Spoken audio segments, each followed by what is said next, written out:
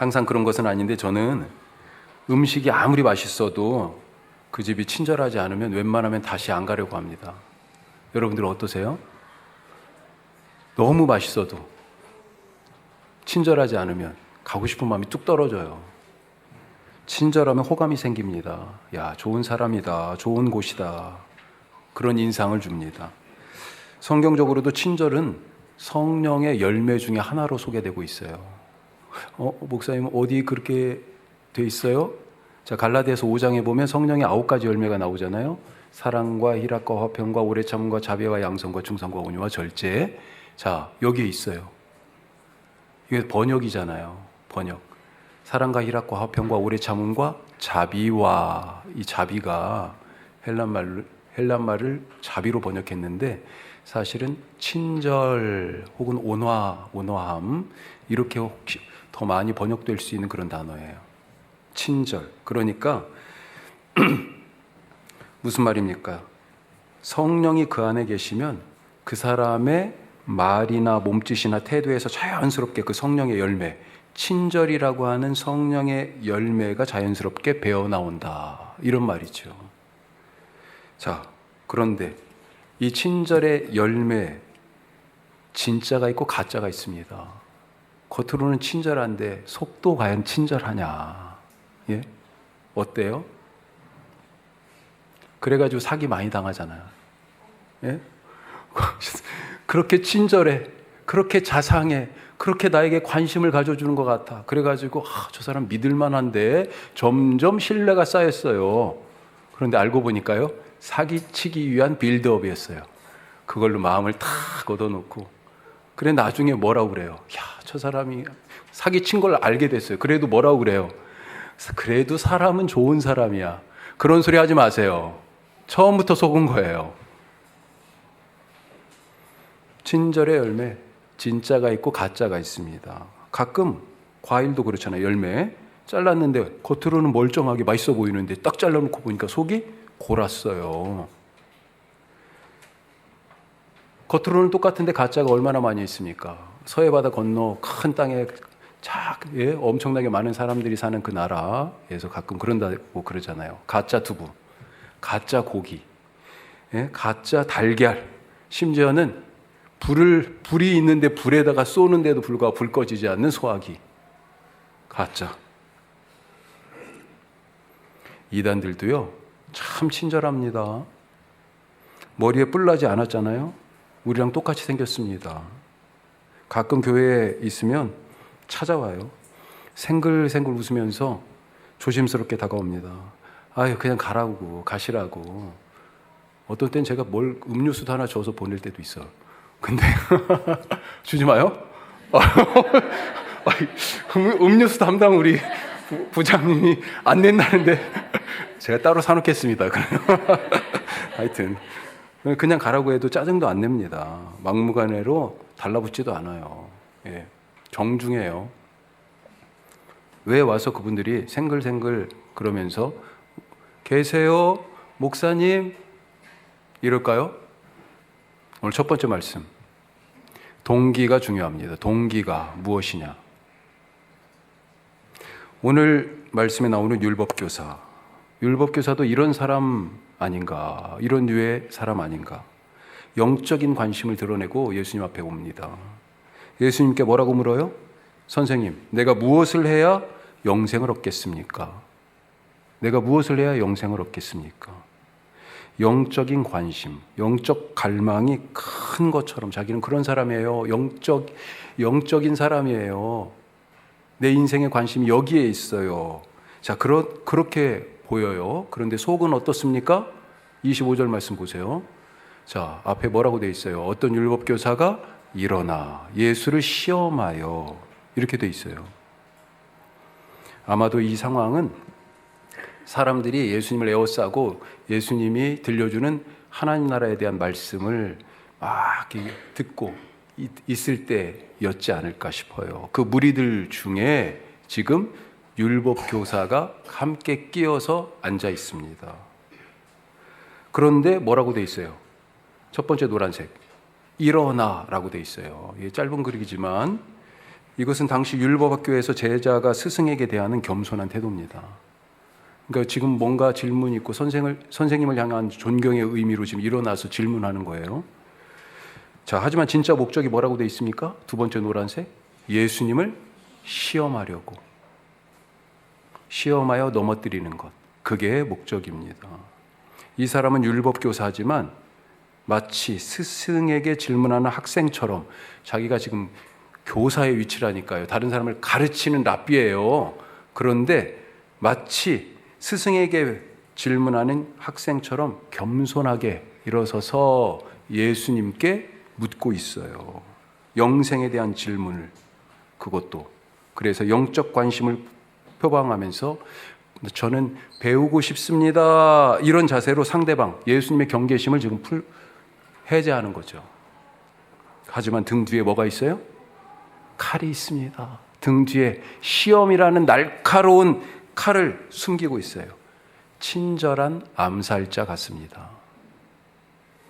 선한 겉모습 뒤에 악한 동기가 있어요. 자, 오늘 말씀은 25절부터 시작하잖아요.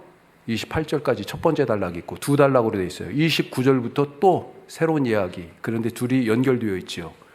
두 단락으로 되어 있습니다. 겸손 뒤에 시험이라는 칼을 숨긴 이 사람이 던진 이 영생에 대한 질문이 무엇으로 이어지냐? 내 이웃이 누구인가? 라고 하는 질문으로 두 번째 질문으로 이어져요. 그런데 여기서도 이 두 번째 단락에서도요, 이 사람의 이 이중적인 모습이 면모가 드러납니다. 자, 29절 보세요. 뭐라고 돼 있어요? 그 사람이 자기를 옳게 보이려고.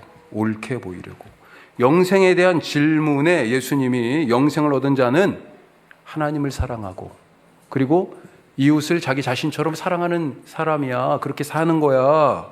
그러니까 그러면 내 이웃이 누구지요? 이런 질문을 던져요. 하지만 이 사람은요, 사실 이웃이 누군지 이웃에 대해 별 관심이 없습니다. 겉으로는 이웃이 누구냐고 물었지만 내 이웃이 누구냐는 이 질문의 목적이 몰라서 묻는 게 아니에요. 뭐라고 돼 있습니까? 자기를 옳게 보이려고. 이웃, 나 말고 타인에 대한 관심 때문에 이웃이 누구냐고 물어본 게 아니고요. 이 사람은 여전히 누구에게? 나에게 매몰되어 있어요. 나 자신을 자기를 옳게 보이려고, 자기를 드러내려고, 자기를 자랑하려고. 그게 목적이었어요. 영생 얻는 자는 하나님을 사랑하고 또 이웃을 자기 자신처럼 사랑하며 살아요 라고 하는 이 말씀의 뜻이 무엇입니까?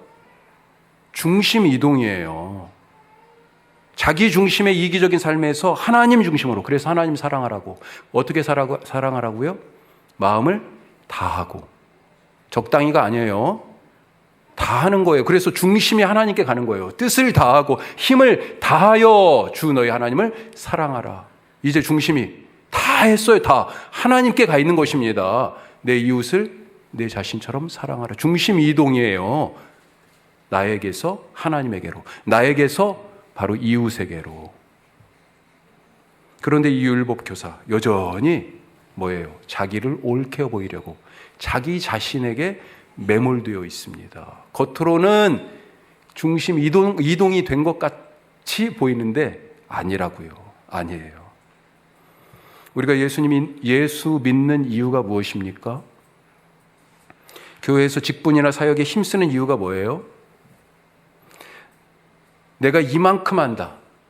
내가 이만큼 안다. 내가 이만큼 섬긴다. 내가 이만큼 드린다. 내가 이만큼 해봤다. 그것은 내가 했다라고 하는 그런 생각. 나 좀 봐달라. 내가 이만큼 공헌했다. 위험한 것입니다. 내가가 살아있는 한 위험한 거예요. 동기를 잘 살피시기 바랍니다. 동기는 뭐예요? 출발이지요. 그것 때문에 그게 동기가 돼서 출발이에요. 출발.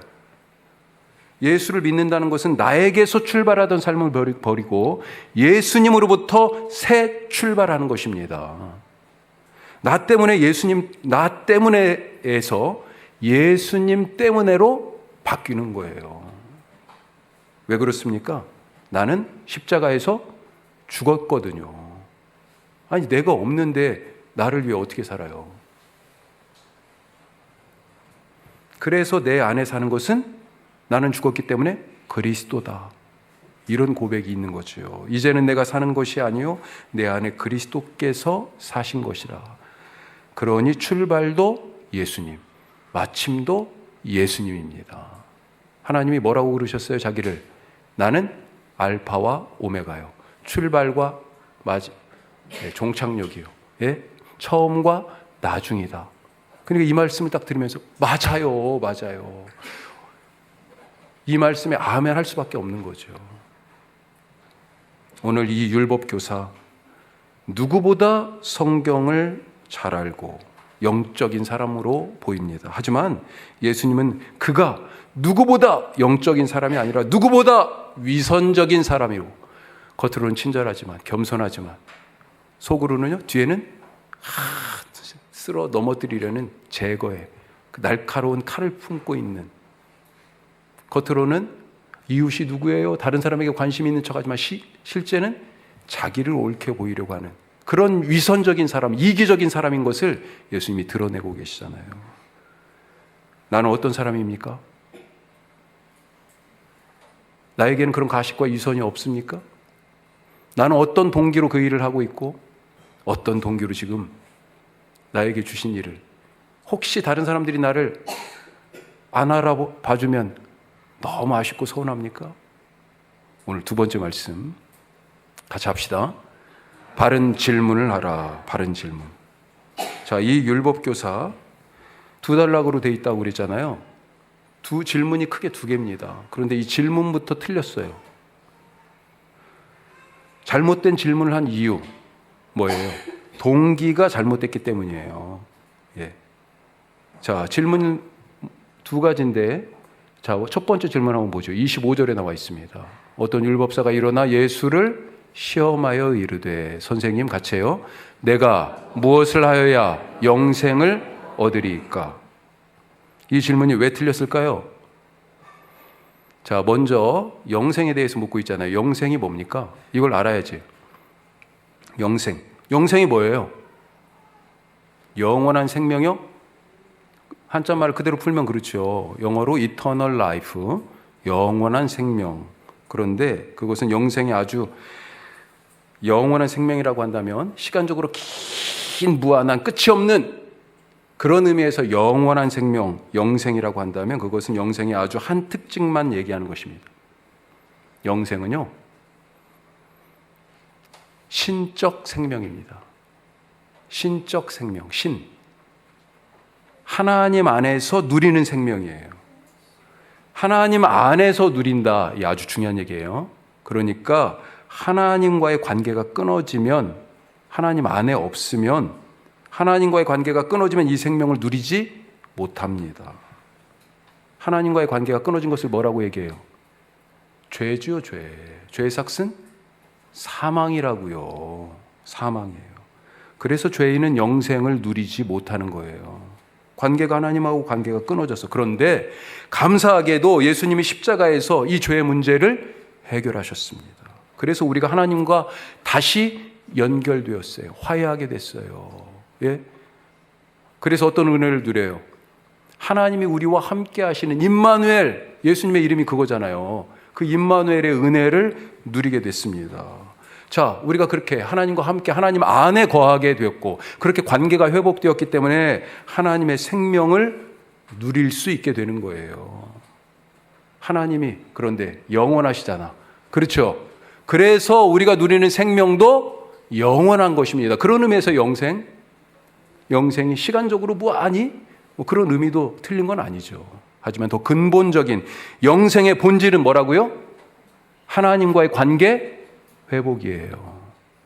하나님과의 관계 회복. 하나님과 우리가 어떤 관계입니까, 그러면? 나하고 하나님하고 어떤 관계예요? 아버지와 자녀의 관계잖아요. 아버지와 자녀. 우리가 영생을 누리는 것은 내가 하나님 아버지의 딸, 아들이기 때문입니다. 왜 그래요? 왜 그렇습니까? 유산을 받은 거잖아요. 아버지가 가진 것을 그냥 자식들에게 주시는 거잖아요. 유산을 누가 받아요? 자녀가 받잖아요. 자녀가. 자녀이기 때문에 잘난 놈도 못난 놈도 다 똑같이 부모로부터 받는 것입니다. 요즘 이 유산 때문에 사실 시끌시끌하죠. 한 여배우가 자기 집이 4대째 의사 집안이라고 요즘 자랑했다가 증조부의 친일 행각이 아침 저녁으로 막 그 폭로가 되면서 아주 곤혹을 치르고 있습니다. 만약에 조상을 골라라, 부모를 골라라 그러면 그 조상 골랐을까요? 글쎄요. 또 돈이 많아서 혹시 골랐는지 몰라요. 우리는 고를 수가 없습니다. 부모님도 선택할 수도 없고 조상도 선택할 수 없어요. 누가 친일파의 후손으로 태어나고 싶었겠어요.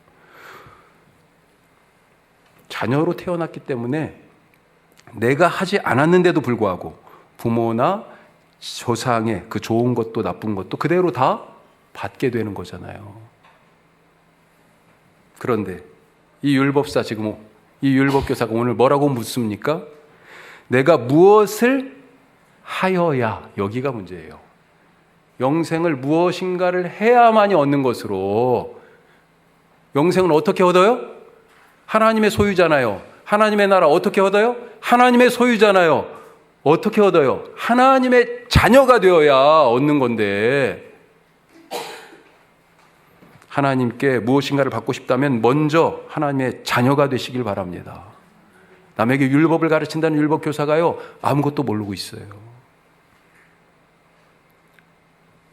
하늘에 계신 아버지를 자주 부르시기 바랍니다. 기도할 때도 그래서 아버지여, 하늘에 계신 우리 아버지여, 예수님이 가르쳐 주신 내용의 첫 번째 기도의 첫 번째 내용이 하나님을 아버지라고 불러라, 그거 아니에요.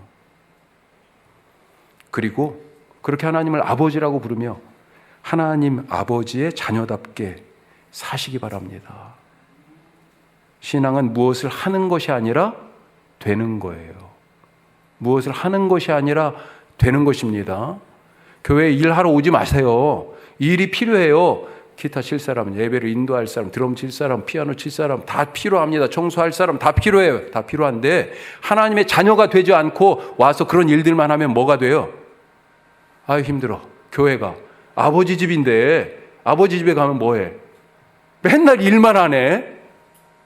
자녀됨을, 아버지의 자녀됨을 먼저 경험하시기 바랍니다. 그러면 그냥 그걸 저건 내가 기쁨으로 하게 되고요. 또 어떤 것은 하지 않게 되고요. 그런 거예요. 일하러 오지 마세요. 뭔가를 해야 되는 것이 아니에요. 신앙생활은. 신앙은 되는 것입니다. 아버지 하나님의 딸과 아들이 되시기를 바라고 축복합니다. 그 다음 두 번째 질문 뭡니까? 29절에 나오죠. 자, 그 사람이 자기를 옳게 보이려고 예수께 묻는데, 그러면 같이 해요. 내 이웃이 누굽니까? 이 질문도 틀렸어요. 땡. 틀렸습니다. 자, 예수님은 선한 사마리아 사람 이야기를 통해 가지고 이 뒤에 이 질문에 대한 답을 주시는데, 그 답이 뭐냐면 사실은 이 질문이 틀렸어 하고 질문을 바꿔주시는 거예요. 우리가 익히 아는 선한 사마리아 사람 이야기, 예루살렘에서 여리고로 가던 한 사람이 가던 길에 강도를 만났습니다. 옷을 벗겼어요. 무슨 의미예요? 가진 것을 다 빼앗았다는 거죠. 필사적으로 저항한 것 같습니다. 그러니까 아예 이 강도들이 죽을 만큼 팼어요. 그리고 던져놔 버렸습니다. 거의 죽었어요. 제사장이 지나갑니다. 보고 피하여 지나갔다 되어 있습니다. 그 뒤에 레위인도 얼마 못 가서 지나갔는데 보고 피하여 지나갔어요. 그 다음에 누가요? 유대인도 아니고요. 사마리아 사람. 아니, 유대인들이 이방인들보다 더 경멸하는 사마리아 사람이 지나가다가 그를 보고 지나치지 않았어요. 먼저 상처를 싸매고 기름을 부으며 응급처치를 하고요. 그를 나귀에 태워가지고 여리고로 가던 길이잖아요. 여리고 여관에 가서 필요한 비용이 있으면 내가 더 될 테니까 나중에 올 때까지 이 사람을 고쳐주세요 하고 지금 당장 필요한 돈을 주고 모자란 것까지 약속을 하고 떠났습니다. 자, 이 말씀을 하시고 나서 뭐라고 물으세요? 36절에 네 생각에는 이 세 사람 중에 같이 해요. 누가 강도 만난 자의 이웃이 되겠느냐. 강도 만난 자는 무엇을 찾고 있었습니까? 이웃을 찾고 있었어요. 자기를 도와줄 이웃을. 그런데 거꾸로 제사장은요? 레위인은요? 저 사람은 내 이웃이 아니야. 저 사람은 내 이웃이 아니야. 그러고 지나간 거라는 거예요. 지금 강도 만난 사람은 내 이웃이 되어주세요. 내 이웃이 되어주세요. 이렇게 지금 이웃을 찾고 있는데, 원래 율법교사가 예수님께 뭐라고 물었습니까? 내 이웃이 누굽니까? 이거였어요. 그런데 지금 예수님은 뭐라고요? 강도 만난 그 사람의 이웃은 누구냐? 이렇게 지금 질문을 바꿔주신 겁니다. 헷갈리지 마세요. 다른 거예요. 이번에 이 쇼생크 403호 우리가 이제 임대하면서 별일을 다 겪고 있습니다. 지금 이 공간 세팅을 하면서 진척은 안 되고 일은 여기저기 사건은 터지고, 지난 월요일에 제가 카톡방에 오후 늦게 막 SOS 보냈었잖아요. 그래가지고 막 하수관이 터져가지고 막 확 쏟아져가지고 막 난장판이 된, 정말 뭐 군대로 따지면 5분 대기조 같이 순식간에 출동하셨어. 먼저 우리 전도사님들이 날라왔습니다. 어디서 바로 그냥 한 5분도 안 돼가지고 진짜로 등장하셨어. 그리고 우리 민영이가 갑자기 막 어디서 또 날라왔고 예? 우리 집사님 권사님들이 막 여기저기서, 심지어는 기업도시에서 아마 그 카톡을 보자마자 바로 시동을 거신 것 같아. 그래가지고 열 몇 분이 순식간에, 저희가 혼자 그걸 치울 수가 없겠더라고요. 제가 그 자리에 또 왜 있었는지 몰라요. 예, 있을 이유도 없는데 있을 수밖에 없었어요. 또 하여튼 아마도 오고 싶어도 너무 거리가 멀어가지고, 또 하던 일을 갑자기 중단하고 놓고 갈 수가 없어서 오히려 발만 동동 구르고 어떻게 됐을까 내가 가봤어야 되는데, 이렇게 걱정하신 분들 다 그러셨을 거예요. 그날 지난 월요일 쇼생크 여기 일부 벽을 이제 우리가 부엌으로 들어가는 그 문을 하나 내려고 철거 작업이 있었습니다. 생각보다 소리가 크더라고요. 근데 사실 공사하면 이렇게 엘리베이터에도 좀 붙여놓고 그러는데, 우리가 이 전체를 어디 한 업체에다 맡긴 게 아니라 우리가 이렇게 서로 다 섭외를 해가지고 일을 진행하다 보니까 저희도 깜빡하고, 그래서 우선은 관리사무소에 위로 올라가서 얘기하고, 미안하다 미리 얘기 못해서, 바로 옆에 404호 지금 사무실에 들어와 있는 분들한테도 미안하다 얘기하고, 3층으로 내려가서도 또 미안하다고 얘기도 하고, 그렇게 양해를 구하고, 또 하수관도 뚫어야 해서 3층에 가서 또 사정도 하고, 그랬습니다. 어떤 분은 그럼에도 불구하고 와서 시끄럽다, 언제 끝나냐, 불편한 기색을 내비치기도 했고, 또 어떤 분들은 난감해하면서도 이해하고 협조해 주셨어요. 하수관 작업 때문에 사실은 아래층 미용실 사장님은 2번이나 자기 영업시간을 양보해 주셨고요. 또 그 옆에 베이커리는 그날 오후 내내 영업을 못했습니다. 사실은 금액으로 따지면 상당한 손실일 수 있죠. 그래서 시원하게 바라던 바대로 하수관이 뚫렸으면 해피엔딩으로 이런 말씀을 드리지 않아도 되는데, 아시다시피 오랫동안 7년 넘게 그 전에 음식점 했는데 그걸 쓰지 않고 있던 그 관에 거기다 기름을 부었었나 봐요. 그래가지고 이것이 막 하여튼 엄청나게 끈적끈적하게 찌든 때가 되어가지고 웬만큼 이 뚫는 분들이 와가지고 포기하고 가고 싶어해. 분명히 이게 나갔는데, 그런데도 물이 시원하게 안 내려가니까 이 관에 이게 더 아직도 끼어 있는 거예요. 막 끈적끈적하게. 그래서 그래도 이분이 참 책임감이 나름대로 있어서, 또 장비도 그만큼 있고, 그래서 스팀으로 고압으로 쏴보자. 그래서 이 관을 어떻게든지 좀 더 깨끗하게 해서 물이 시원하게 내려가게 해야 되겠다. 그러던 와중에 그걸 쏘는데 이게 아직도 구멍은 뚫려 있긴 하지만 나름대로 이렇게 막혀 있는 상태잖아요.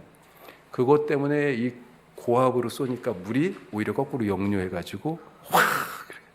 그래서 그분은 거의 뭐 하수를 먹었고, 저도 밑에 있었고 거기 베이커리인데 너무 미안한 거예요. 너무 미안해. 그래서 제가 혼자 그걸 정리할 수 없어서 SOS를 보냈는데 그렇게 와주셨어요. 사실 우리가 할 일은 아니고요. 그런 일들은 이제 임대를 주시는 소시앙크 소유자가 하실 일이고, 열심히 하셨지만 이 일에 대한 책임은 사실은 일하러 오신 분 책임이죠. 저는 아침에 일이 잘 되고 있는가 보러 왔다가 9시부터 6시까지 일당 받아야 됩니다, 진짜. 예? 예. 그래도 피해를 본 분이 계시잖아요, 거기에.